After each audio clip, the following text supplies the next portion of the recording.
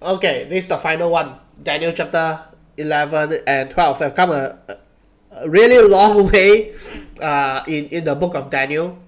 And this book, right, is very challenging. Not just about its the content, the stories, um, and the way it is written, and what does this mean, what does that mean. The core message of the book of Daniel about faithfulness while living in exile or while living in the world that is set up against God. That theme continues to challenge every generation of Christians, uh, and we throughout the centuries, the 2000 years of church history, the book of Daniel serves to serves to do what? To galvanize our faith. I've been reading church history a bit last couple of weeks. I'm preparing a series of lectures on it, church history, and I'm right now reading the second century and the third century of church history, and the persecution of the Christians by the Roman Empire at that time, and it was really severe. And the testimony, I've always read church history from textbooks, and but I didn't go to the sources themselves, the writings of the of the people in the second century, in the third century, talking about the things that they had to go through. So I took the opportunity last week to read some of these primary documents. When you read sejarah, right? You read the sejarah textbook, right? But the sejarah behind the sejarah textbook is all these primary sources, isn't it? And we tend to only read the sejarah textbook and not read that summarizes and gives tells the story.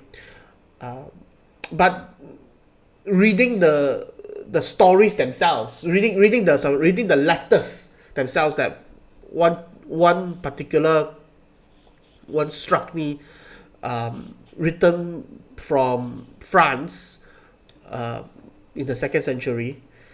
The the churches there writing to another church,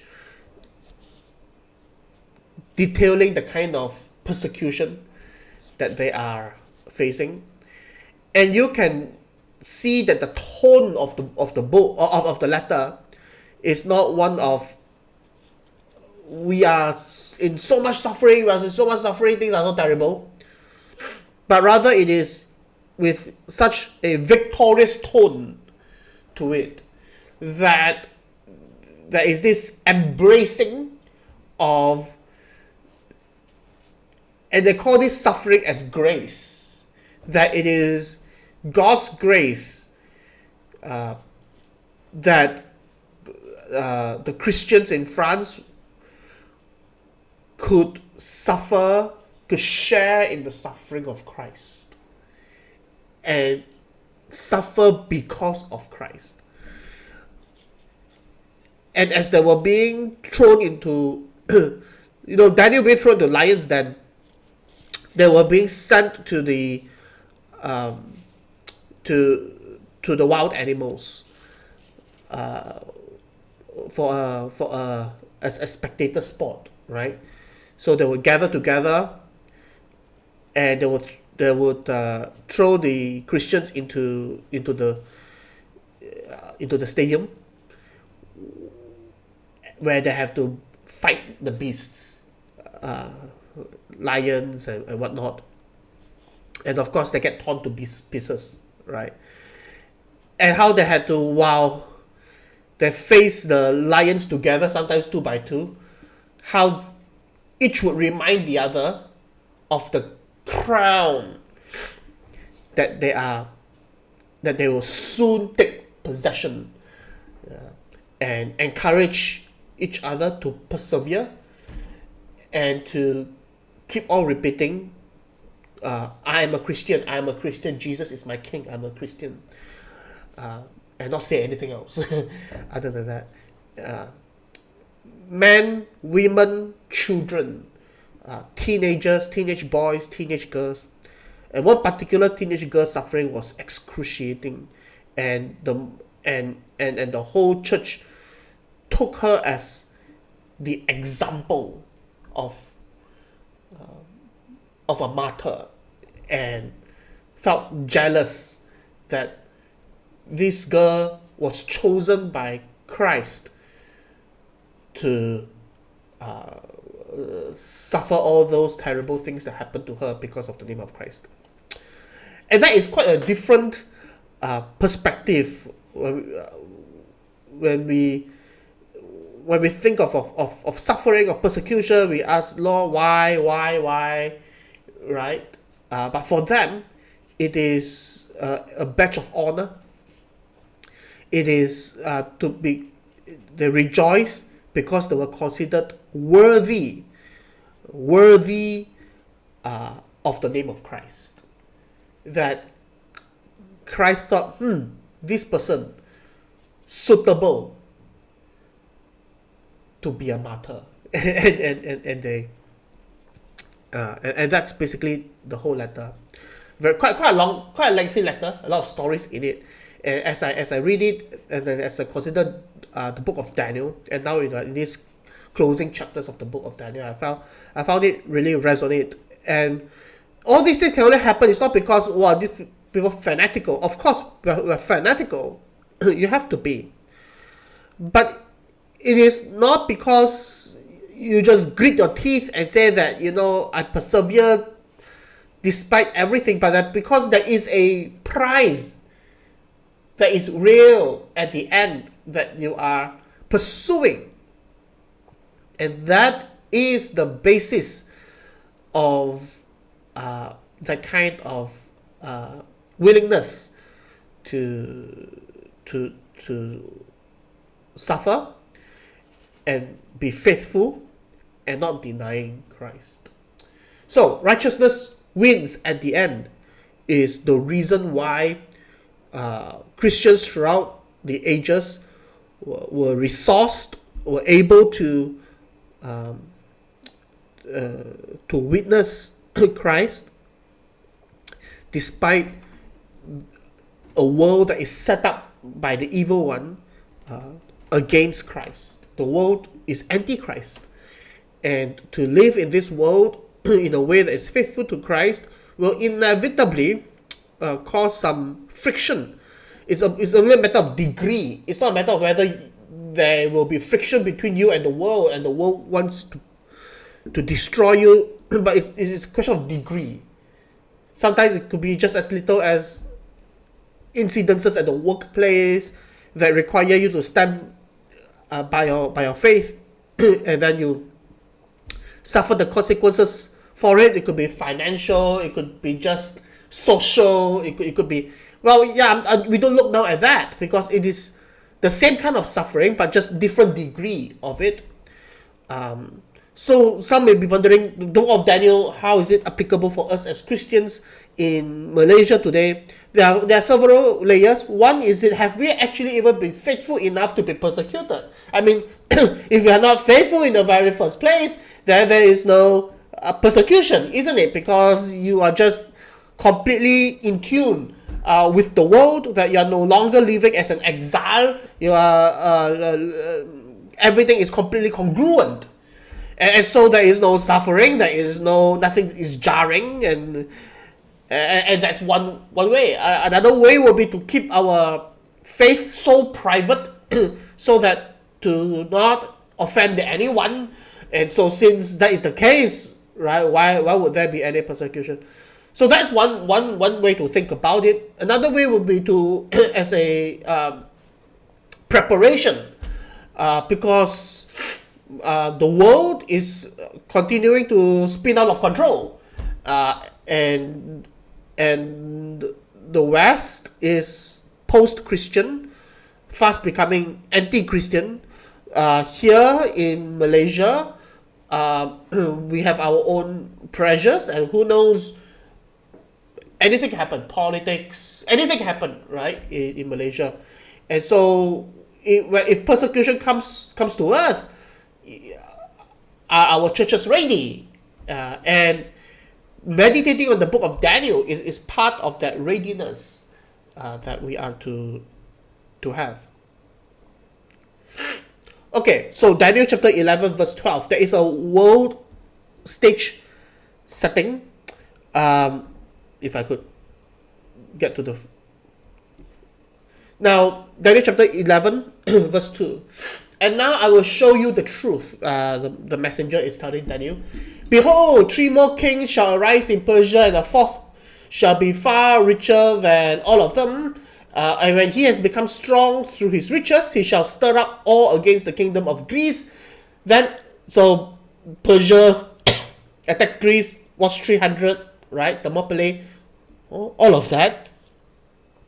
Then a mighty king shall arise, who shall rule with great dominion and do as he wills, as Alexander the Great. And as soon as he has arisen, and he dies very quickly, his kingdom shall be broken and divided toward the 4 winds of heaven, but not to his posterity, not to his son, nor according to the authority with which he ruled, for his kingdom shall be plucked up and go to others besides these. What he's talking about is, I call this blah blah blah because this is all just background stuff that the author himself is not interested in.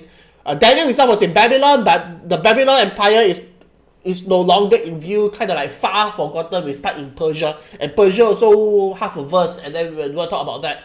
Greece, Alexander the Great, also like a couple of verses. We don't want to talk about that. What I talk about is that his kingdom has been divided into 4. We have seen this map before. Italy is over here. Rome was a rising power. At this point, Rome was having the epic battles with Carthage. And that's another epic story between Hannibal and Scipio over here. Meanwhile, in the Eastern Mediterranean side, Alexander the Great's empire began at Macedonia, united all of Greece, and then went through Asia Minor, and control and Persia and all of it, moving towards India, and down to Egypt, or down to Egypt first before moving to the east. And when he dies, his 4 generals each took possession of each took possession of territory and proclaimed their own empires, their own kingdoms.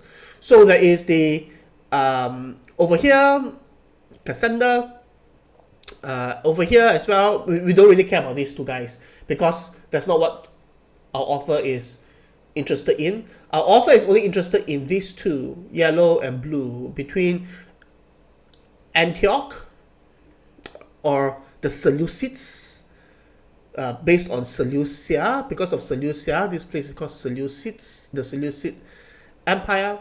And over here, down in Egypt, based in Ptolemais, right? Ptolemy Empire. So basically, we have these 2 Greek empires that, and the buffer zone between them is the Holy Land. Is the land of Israel. So the land of Israel is situated in between the 2, and that is basically Israel's history since time immemorial of how to play the north versus the south, and it's just headache, right? And sometimes 50 years here, 50 years there, that kind of a thing. And so every time the Seleucids wants to attack the Egyptians, they have to go through Israel. And so Israel has to, if Israel resists the army of the Seleucids, then you're gonna destroy it. So you usually just open up your gates and let them through, and then you're under the Seleucids, right? And when the Egyptians want to come up to the north, then you also open up your gates and let the Egyptians pass through, like that, basically. You just have to try to, you're basically ya gajah sama gajah, pelanduk mati di tengah-tengah. This is the kind of situation that they found themselves in. So the rest of chapter 11 is really about the fighting between these two countries. This is called the King of the North, based in Antioch. This is called the King of the South, and and the back and forth between the King of the North and the King of the South. Okay, so then the King of the South shall be strong. So this is the King of the North, the Seleucids, versus the King of the South, the Ptolemies, verses 5 to 20. Then the King of the South shall be strong, but one of his princes shall be stronger than he and shall rule, and his authority shall be a great authority. After some years, they shall make an alliance, and the daughter of the King of the South shall come to the King of the North to make an agreement, but she shall not retain the strength of her arm, and he and his arm shall not endure, but she shall be given up, and her attendants, he who fathered her, and he who supported her in those times. Basically, this is about what happened was the North and the South said, hey, let's not fight anymore. Let's be allies. Rome is a rising power. You know, we shouldn't fight among ourselves, right? Let's make an alliance, a marriage alliance between me, the King of the North, Antiochus II, and the daughter of Ptolemy II, Berenice. So, but the problem was Antiochus was already married to Laodice, and so Antiochus said, okay, fine, you know, I'll divorce Laodice and marry Berenice, the daughter of Ptolemy II. Yay, that's the solution, right? So this is basically verse 6. After some years, they shall make an alliance, and the daughter of the King of the South shall come to the King of the North to make an agreement. But the problem is, she shall not retain the strength of her arm. He and his arm shall not endure either. Antiochus will not survive as well. So what happened was, Laodice, she's not taking it she let's just say she didn't take it very well. So she plotted and succeeded in murdering Antiochus and Berenice. And what she did, and from a branch from her roots, one shall arise in his place. He shall come against the army and enter the fortress of the King of the North, and he shall deal with them, and he shall prevail. So Laodice then proclaimed her son Seleucus II as king, the son of Antiochus II and Laodice. After killing her ex-husband, installed their son Seleucus, the second, as king. And so Ptolemy's son, Ptolemy III, wanted to exact revenge against Laodice for killing her sister, invaded Syria and looted its wealth and killed Laodice. It's just all murder and pillage and war, basically. So he shall come against the army and enter the fortress of the King of the North, and he shall deal with them and shall prevail. He shall also carry off to Egypt their gods with their metal images and their precious vessels of silver and gold, and for some years he shall refrain from attacking the King of the North. Then the latter shall come into the realm of the King of the South, but shall return to his own land. So what we're talking about, war between the two countries. And his sons, well, you killed Seleucus II. Seleucus II's children are not going to do nothing about it. So assemble a multitude of great forces, which shall keep coming and overflow the pass through, and again shall carry the wall as far as his fortress. So this, and then the King of the South, moved with rage, shall come out and fight against the King of the North, and he shall raise a great multitude, but it shall be given into his hand. And when the multitude is taken away, his heart shall be exalted, and he shall cast down tens of thousands, but he shall not prevail. For why? The King of the North shall again raise a multitude greater than the first, and after some years he shall come on with a great army and abundant supply. We're talking about Antiochus III versus Ptolemy IV in the 4th and 5th Syrian war between the Ptolemies and the Seleucids, and they were like back and forth, back and forth. You bring one army, I bring a big, you defeat me. I bring a bigger army to defeat you. Then you bring a even bigger army to defeat me, and just keep going. Meanwhile, poor little Israel is in the middle, right? It's in the middle the whole time. So in those times, many shall rise against the king of the south, and the violent among your own people shall lift themselves up in order to fulfill the vision, but they shall fail. So the Israelites will say, God is giving, they'll be like, the kingdom of God is here, right? A lot of people during a time will be coming out and say, I'm the Messiah, and say that, and I will establish the kingdom of David. We're going to get rid of all these Gentiles to the north and Gentiles to the south, right? And so they have had enough, they rebelled, and so the violent among your own people lift themselves up in order to fulfill, but the vision of the restoration of Israel, that's the vision, but they shall fail. Then the king of the north shall come and throw up siege works and take a well-fortified city, and the forces of the south shall not stand, or even his best troops, for there shall be no more strength left. So basically the king of the north win. He won the war. But he who comes against him shall do as he wills, and none shall stand before him, and he shall stand in the glorious land with destruction in his hand. The glorious land refers to Israel, refers to Jerusalem. So the end result of the 4th and 5th Syrian war, as far as the Israelites were concerned, as far as the Jews were concerned, was that Antiochus III captured Judea, basically. Yeah. So he shall set his face to come with the strength of his whole kingdom, and he shall bring terms of an agreement and perform them.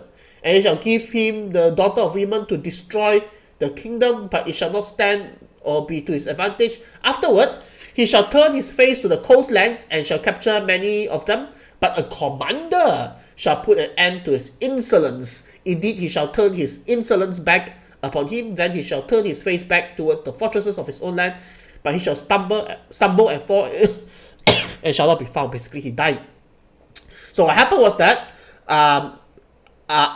since Antiochus thought that I had the upper hand, so he launched an invasion of the south, invasion against Egypt, and Egypt by this time decided to become a vassal state of the Romans. So they become a client of Rome, and the Romans said, okay, we will protect Egypt.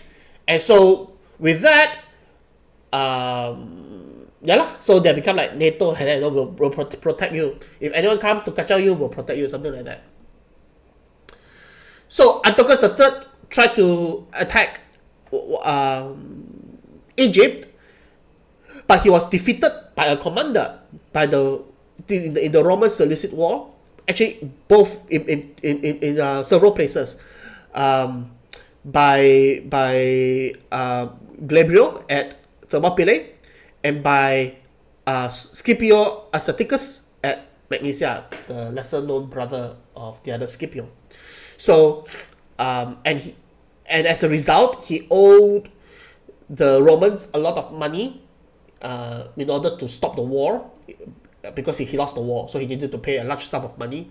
So he decided to loot temples in his own country, because temples have all the wealth, right?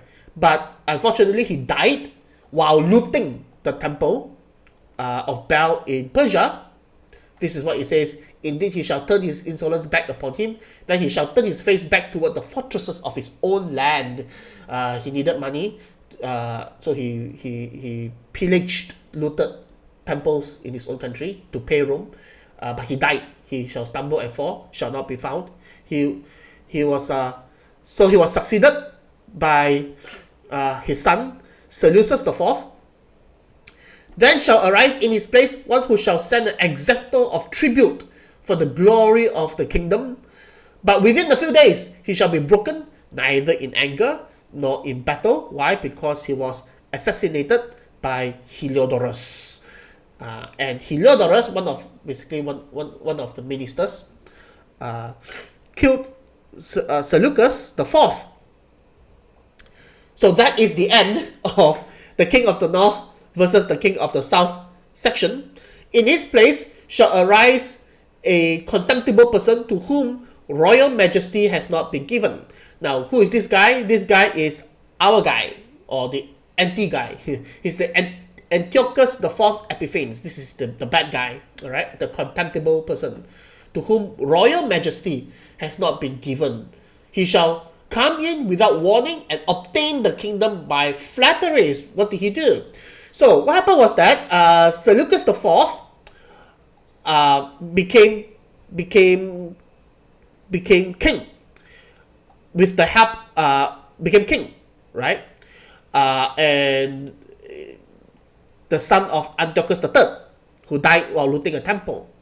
Now, one of the practices of ancient times was that of taking political hostages. So Antiochus III sent another son of his, who will be the Antiochus IV Epiphanes, as a hostage. Basically, the Roman says, send us your son as a hostage because you got defeated, right? And so send him as a hostage so that you will never go to war with Egypt again.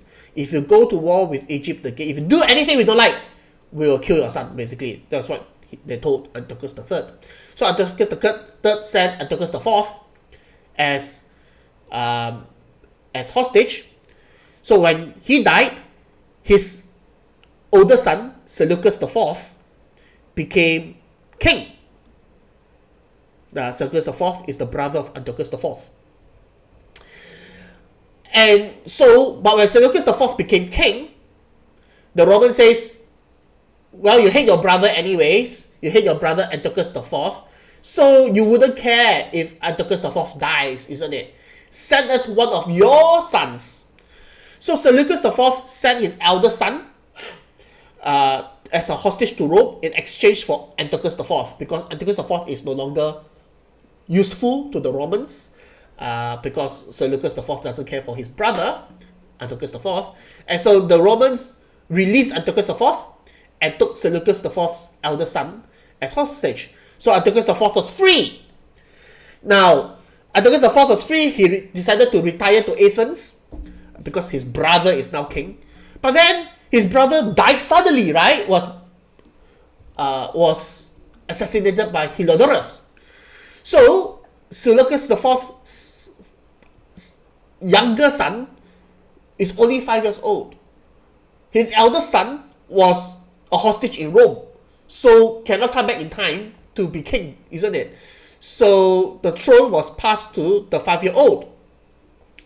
Now, why didn't they wait? They could have waited, right? Tells Rome, hey, Seleucus IV has died, so give us back his elder son to be king here.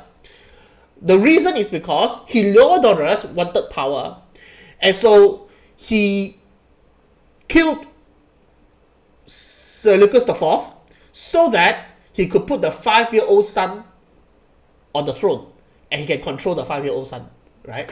So that's that. So when Antiochus IV heard that, and everybody hated Heliodorus for doing that, right? Murdering the king, and then murdering Seleucus IV, and then now controlling the empire through this 5-year-old boy. So Antiochus IV shows up in Antioch and declared himself co-ruler, and that is basically illegal. You can't do that. And he killed Heliodorus, and he became co-ruler. And after a few years, he killed the boy, probably 9-year-old by then, and then declared himself the sole king of Syria. So that is what it means. In his place shall arise a contemptible person to whom royal majesty has not been given. You are not the right successor to the throne, right? It's actually your older brother's line should be king, but you came without warning. You obtained the kingdom by flattery. So he's a great political maneuvering guy. A lot of pintu belakang type of guy. Armies shall be utterly swept away before him and broken. even the prince of the covenant, that would refer to the high priest in Jerusalem. So when Antiochus IV became king, the high priest Jason thought, you know what? We got a new king in Syria, and we need to make peace with him. And I want him to recognize me as the high priest. So because there's no more king of Israel, right? There's no more son of David who's king of Israel. So all the powers were with the political power, local political power of the Jews was with the high priest. So the high priest is really like the king of the Jews, if you will. So he basically sent his brother Menelaus to Antiochus with a large sum of money as bribe. So Jason said to his brother, hey bro, can you represent me? Take this money, go to Antiochus, so to recognize me as high priest. His brother Menelaus said, okay, let's do that. And Menelaus went to Antiochus and said, hey, I have this amount of money. Why don't you recognize me instead as the high priest and kick out my brother? Antiochus said, if I could cause disunity in Jerusalem by having these two brothers fight, and then since Menelaus comes with bribery and it's good for me politically, and so Antiochus IV said, okay, I recognize Menelaus, who backstabbed his brother actually, right, as high priest, and Jason had to run away. So swept away before him and broken even the prince of the covenant. So Jason is the rightful high priest, but got replaced by Menelaus. And from the time that an alliance is made with him, so Menelaus made an alliance with Antiochus, he shall act deceitfully and he shall become strong with a small people. The reason why with just a small number of people he could gain so much power is by all these political dealings. Without warning, he shall come into the richest parts of the province, and he shall do what neither his fathers nor his fathers' fathers have done, scattering among them plunder, spoil, and goods. He shall devise plans against strongholds, but only for a time. So now that he has the land of Israel under him, because Menelaus is basically his puppet, so he thought, now that I control the buffer zone, let's attack the south. And he shall stir up his power and his heart against the king of the south with a great army. And the king of the south shall wage war with an exceedingly great and mighty army, but he shall not stand, for plots shall be devised against him. So he invaded the south, and again, not through, of course, he brought the army, but then through a lot of plots, right? This is what Antiochus IV is a genius of political intrigues, and so he there's a plot, and so the pharaoh lost, and he installed his own puppet king. Then you're gonna say, hey, what happened to Rome? Isn't Rome protecting Egypt? Why was Antiochus so brave to attack the south, and why did the king of the south lose? Why didn't the Romans come to save him? Because the Romans themselves were heavily engaged with Carthage. They were fighting their own war against Hannibal at that time. So can't come to save you. So he got the puppet king. Even those who eat his food shall break him. Talking about the puppet king's father. His army shall be swept away, and many shall fall down slain. And as for the two kings, their hearts shall be bent on doing evil. They shall speak lies at the same table, but to no avail, for the end is yet to be at the time appointed. So the Antiochus IV and the puppet king, they, although it's supposed to be his puppet king, but his puppet king is also not stupid, right? So they just basically tell lies at the same table. So he shall return to his land with great wealth. He plundered Egypt, but his heart shall be set against the holy covenant, referring to the people of God, and he shall work his will and return to his own land. So he went back home satisfied, now that he not only controls of his own Seleucid empire, he controls Israel, and he has a puppet king installed in Egypt. He brought back a lot of plunder, so he's happy. Now then he thought, hey, it's time to teach the South a lesson again, right? From time to time, you need to come and show power, right? So he thought that this puppet king is kind of getting a bit more asserting his own independence. So okay, at the time appointed, he shall, and at the time appointed by who? These languages, all this language here. They shall speak lies at the same table, but to no avail, for the end is yet to be at the appointed time. So chapter 11 talks about this history that is going on between the king of the south, king of the north, king of the south try to do something, king of the north try to do something. But there seems to be this hidden hand. There is a time that is appointed. It seems that there is an unfolding plan that is not the plans of the king of the north or the king of the south. Someone else, there is something else is going on behind the scenes. That is verse 27, at the time appointed. And verse 29, at the time appointed, he shall return and come into the south. But it shall not be this time as it was before. For ships of Kittim, that's Rome, shall come against him, and he shall be afraid and withdraw.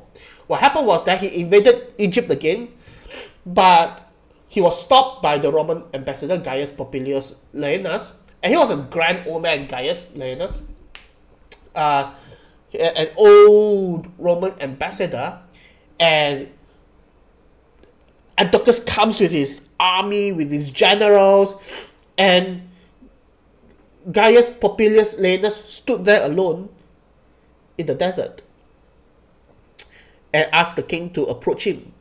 So the king approached him, and Gaius Popilius Laenas drew a circle with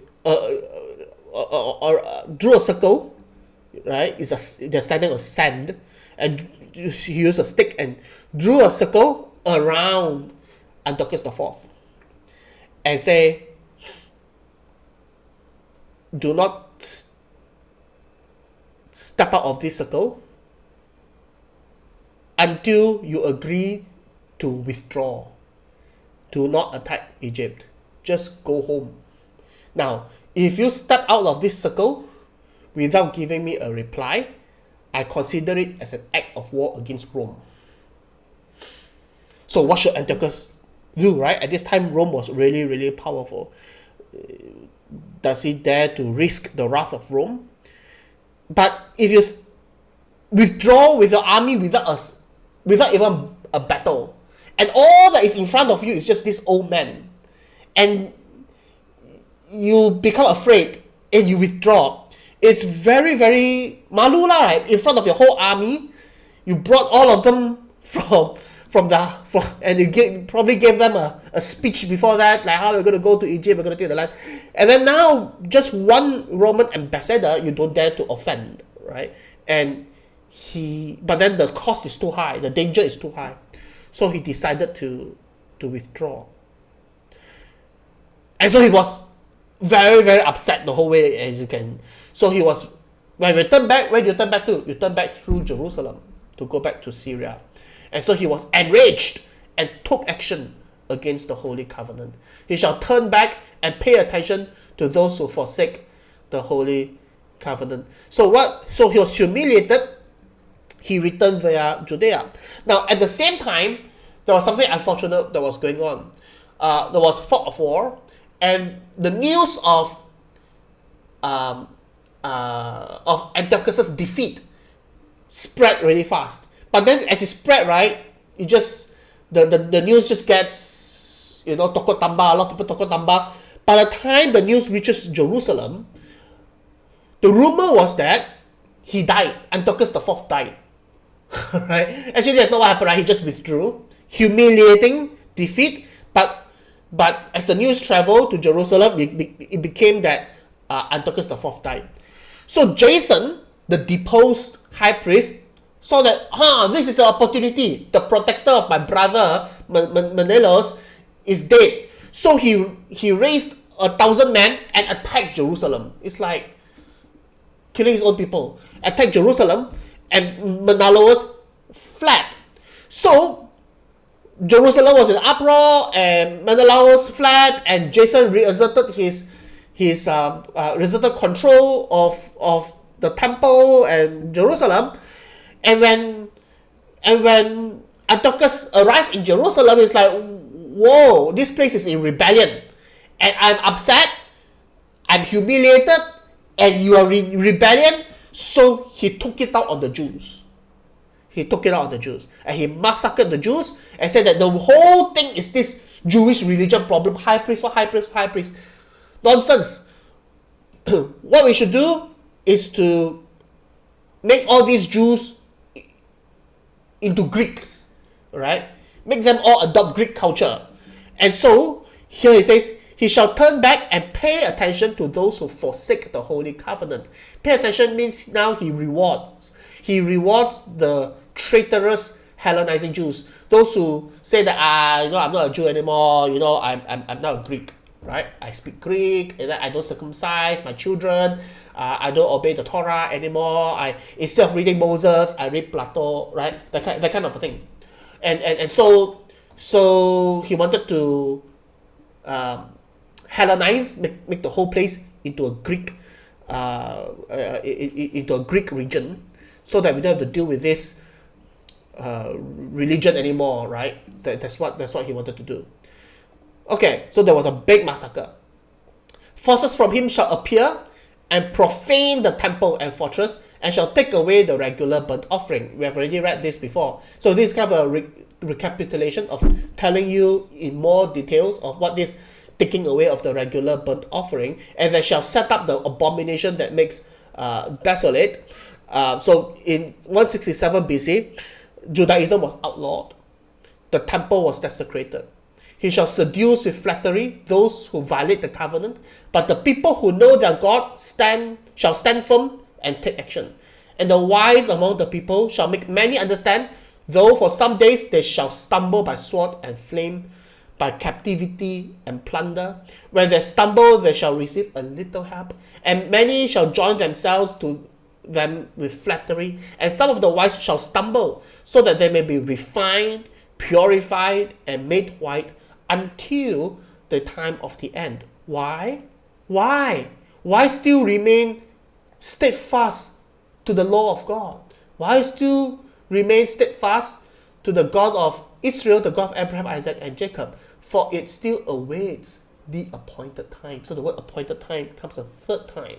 That is the line, a very thin line of hope in the face of the massacre.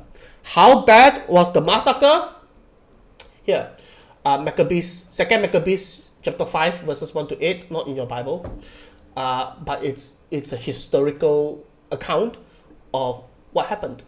So about this time, Antiochus made his second invasion of Egypt. When a false rumor arose that Antiochus was dead, Jason took no less than 1,000 men and suddenly made an assault upon the city. I've talked about this. When the troops upon the wall had been forced back and at last the city was being taken, Menelaus, his brother, took refuge in the citadel. But Jason kept relentlessly slaughtering his fellow citizens, not realizing that success at the cost of one's kindred is the greatest misfortune, but imagining that he was setting up trophies of victory over enemies and not over fellow countrymen. He did not gain control of the government, however, and in the end got only disgrace from his conspiracy and fled again into the country of the Ammonites. Finally, he met a miserable end. When news of what happened reached the king, Antiochus IV, he took it to mean that Judea was in revolt. So, raging inwardly, he left Egypt and took the city by storm.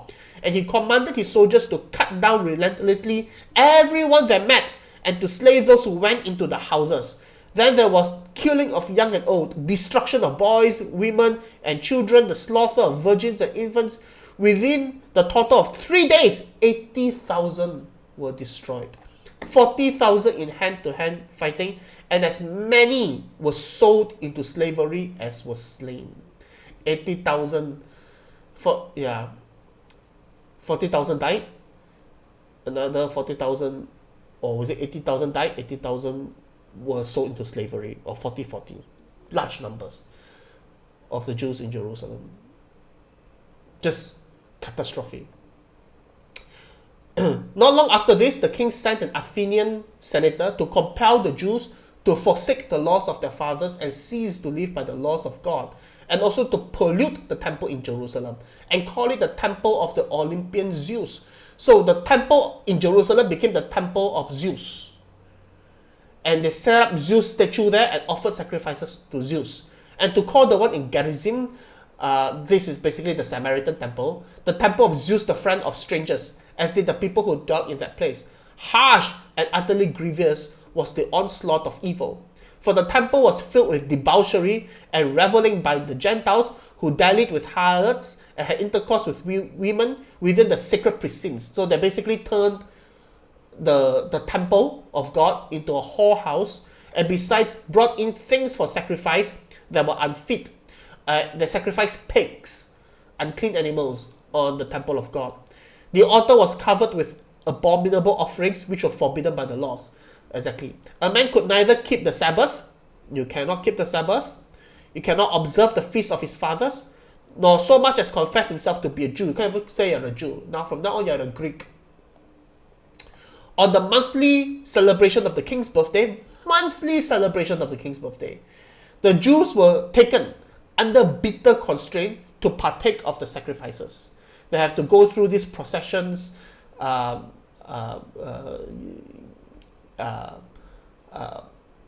honor Dionysius. At the suggestion of Ptolemy, a decree, so the south, a decree was issued to the neighboring Greek cities that they should adopt the same policy toward the Jews and make them partake of the sacrifices, and should slay those who did not choose to change over to Greek customs. One could see, therefore, the misery that had come upon them. For example, 2 women were brought in for having circumcised the children. Okay, you circumcise your children. These women, they publicly paraded about the city with their babies hung at their breasts, then hurled them down headlong from the wall. Others who had assembled in the caves nearby to observe the 7th day secretly, so these are the people, the wise that Daniel was talking about, were betrayed to Philip and were all burnt together because their piety kept them from defending themselves in view of their regard for that most holy day. It was Sabbath. The Jews wouldn't, the observant Jews wouldn't even take up arms. They wouldn't even defend themselves because it's Sabbath, right? So they died. Yeah. Very tough books to read, 1st and 2nd Maccabees. Right, so, okay, so Judaism outlawed, the temple desecrated, but there are those who, and they stumble, and they die. But okay, because they are just being refined, they are being purified, they're being made white until the end of the times, for it still awaits the appointed time. That's Antiochus IV Epiphanes. Now, that's all history, right to the dot. But from verse 36 onwards, it is not history. That's not, verse 36 onwards, so we'll be recounting history blow by blow by blow by blow. Then, verse 36 onwards, it becomes something different. In the sense that the story continues, but we don't have, that's just not history, right? That is just not what eventually happened. So I call this the envisioned downfall of Antiochus. So here, this is the envision of how Antiochus will fall, but this is not actually what happened. This is just how the author envisioned the downfall of Antiochus. First of all, the blasphemous king of the north. And the king shall do as he wills. He's basically like that little horn, he's the little horn who say all these blasphemous words. He shall exalt himself and magnify himself above every god, and shall speak astonishing things against the God of gods. He basically swearing against the God of gods. And he shall prosper till the indignation is accomplished. For what is decreed shall be done. So there's always this something in the background that something has been decreed. And the reason why, despite his blasphemous and violent ways, he gets to do what he does because the time hasn't come yet. He shall pay no attention to the gods of his fathers or to the one beloved by women. He shall pay no attention to any other god, for he shall magnify himself above all. He shall be God. He shall honor the God of fortresses instead of these. A God whom his father did not know, he shall honor with gold and silver, with precious stones and costly gifts. He shall deal with the strongest fortresses with the help of a foreign god. Those who acknowledge him, he shall load with honor. He shall make them rulers over many and shall divide the land for a price. Again, there's no historical record for this. This is the author envisioning the downfall of Antiochus. And at the time, the king of the south shall attack him. This is the death of the king of the north. But the king of the north shall rush upon him like a whirlwind with chariots and horsemen and with many ships, and shall come into countries and shall overflow and pass through. He shall come to the glorious land, that is the Holy Land, and tens of thousands shall fall, but this shall be delivered out of his hand, Edom and Moab and the main part of the Ammonites. He shall stretch out his hand against the countries, and the land of Egypt shall not escape. He shall become ruler of the treasures of gold and of silver, and all the precious things of Egypt, and the Libyans and the Cushites shall follow his train. So you're going to have this super big victory. Of course, didn't happen. So what? He's getting more success. But at the height of his success, but news from the east and the north shall alarm him, and he shall go out with great fury to destroy and devote many to destruction. And he shall pitch his palatial tents between the sea and the glorious holy mountain. So probably somewhere in Lebanon, I guess. Yet he shall come to his end with none to help him. This is all that is said about how he comes to an end. Don't know. He will die lah, basically. He will die. How? Who? What? Well, the author doesn't say, but it is the time. The time has come for him to come to an end. And that is the point. The king of the north, the king of the south, whatever, they will come to an end when the appointed time has come. So what then will happen? At that time shall arise Michael, the great prince, who has charge of your people, and there shall be a time of trouble, tribulation basically, such as never has been since there was a nation till that time. But at that time your people shall be delivered, everyone whose name shall be found written in the book. Later in the book of Revelation, it's called the book of life of the Lamb. And many of those who sleep in the dust of the earth shall awake. There's going to be a general resurrection. Some to everlasting life, resurrected unto everlasting life, and some to shame and everlasting contempt. Why? Because of faithfulness or the lack thereof.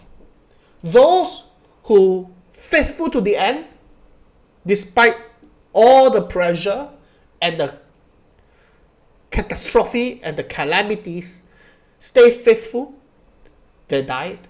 What about those who didn't stay faithful? What about those who converted to Greek religions? They too will die. Both will die. It's just a question of when you die and how you die. Death is certain. So it makes no sense to avoid death in the midst of persecution by denying Christ, by denying God. Don't do that, because one day many of those who sleep in the dust of the earth shall awake. Some awakes to everlasting life, but some awakes to shame and everlasting contempt. Those who are wise shall shine like the brightness of the sky above. Those who turn many to righteousness like the stars forever and ever. But you, Daniel, shut up the words and seal the book until the time of the end. Many shall run to and fro, and knowledge shall increase. Then I, Daniel, looked, and behold, two others stood, one on this bank of the stream, and one on the bank of the stream. And someone said to the man clothed in linen, who was above the waters of the stream, how long shall it be till the end of these wonders? And I heard the man clothed in linen, who was above the waters of the stream, he raised his right hand and his left hand toward heaven, and swore by him who lives forever, That it will be for a time, times and half a time, for 3.5 years. And that when the shattering of the power of the holy people comes to an end, all these things would be finished. When the power of the holy people of God completely broken, then the end will come. I heard, but I did not understand. Okay. And basically that's for every one of us. We hear, but we don't understand. Because there's so many details and so many mysteries. Then I said, oh Lord, oh my Lord, what shall be the outcome of these things? And that's a good question that's the question everyone to ask. Everyone wants to ask. That is why we draw all these end time charts. A lot of people draw end time charts because they want to know what shall be the outcome of these things. When? How long? What exactly is going to happen in the future? This is the perfect opportunity. I mean, since you have revealed so much to Daniel already, why don't just tell him as well how it's all going to go down? Instead of doing that, he said, go your way, Daniel, for the words are shut up and sealed until the time of the end. That is not the point, Daniel. Just go your way. The point is, many shall purify themselves and make themselves white and be refined. But the wicked shall act wickedly. None of the wicked shall understand, but those who are wise shall understand. And from the time that the regular burnt offering is taken away and the abomination that makes desolate is set up, there shall be 1,290 days. Blessed is he who waits and arrives at the 1335 days. Until now, there's a lot of proposals scholars have come up with, none of which is actually mathematically. People try to know if I change the date here. If I say one day is 10 years, if I say one day is 100 years, if I say they try all kinds of ways to interpret what this 1290, 1335. If you Google online, you can see a lot of proposals.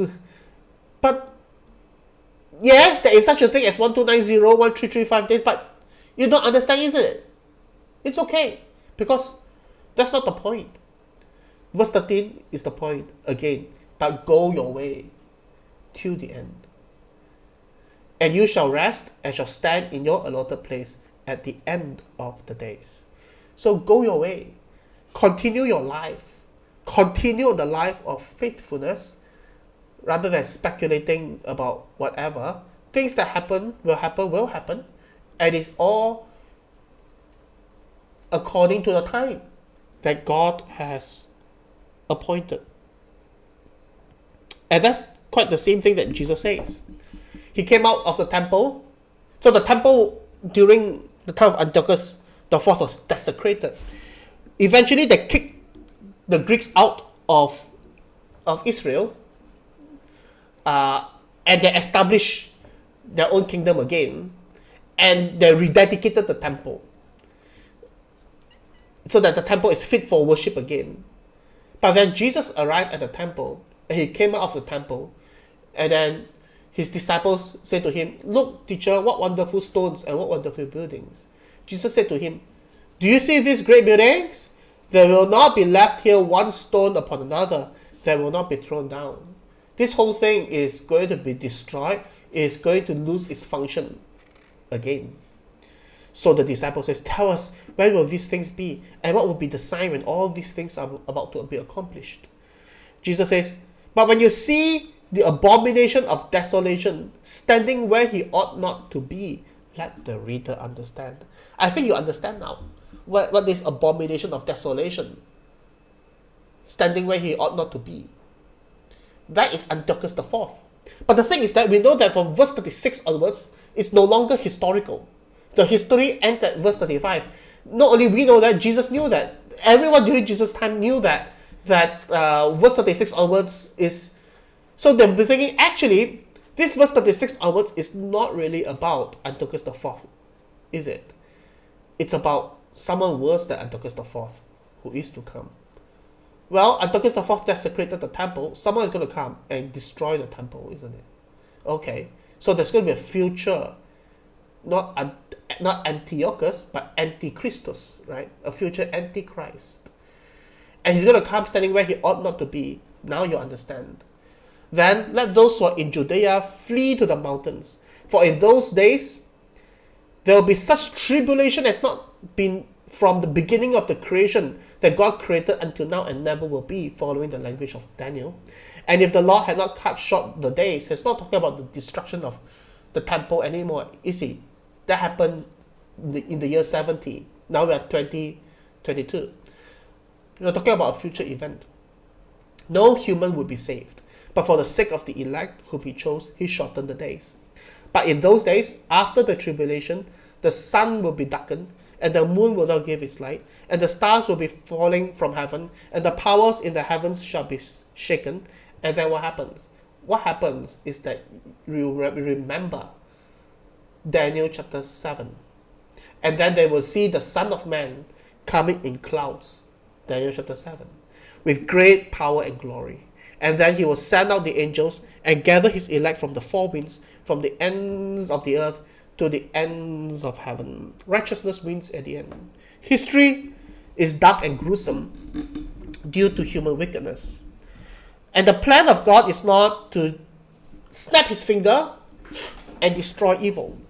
Rather, the plan of God includes allowing evil to run its course, to go to its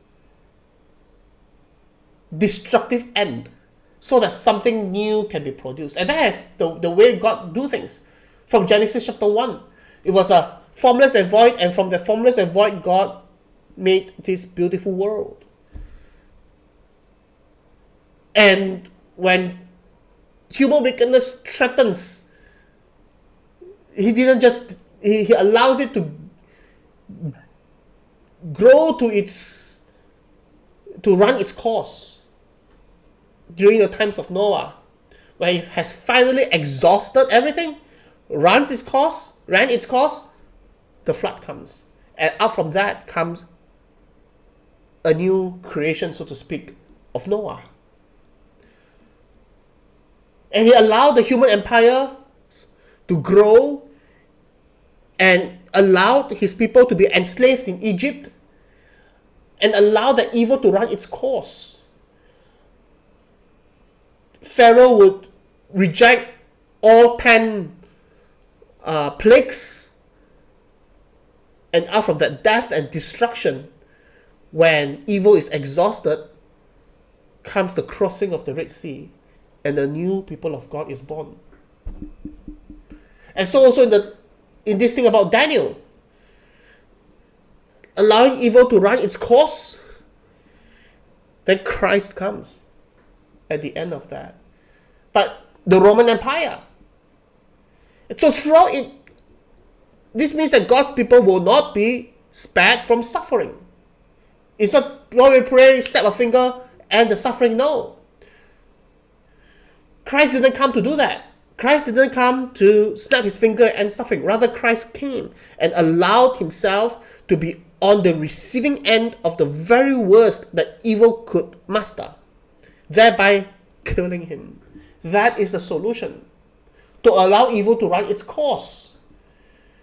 And when the evil is exhausted with this act of killing the Son of God, then comes the resurrection, a new creation, a new people of God. And so also, since Christ's resurrection until now, evil is continuing to run its course till today. The persecution of the saints in the first centuries of the church, the Roman Empire not just killed Jesus, but persecuted his followers, and eventually it ran its course. Then the whole Europe came to Christ. Of course, there's problems associated with that. So also today. So Jesus was faithful to the end. And he rose from the dead. And now he invites us to live faithful lives in this world, come what may, trusting in him, the Son of Man, when he comes again we will live, we live right now, we will die. Those who are faithful will die, yes. But those who are not faithful will also die. Eventually, when he comes, there's going to be this resurrection. Some resurrected unto eternal life, some unto everlasting condemnation. And that's the decision that we have to make every day, bearing our cross daily, knowing fully well that at the end, righteousness wins. Okay, I'll stop here.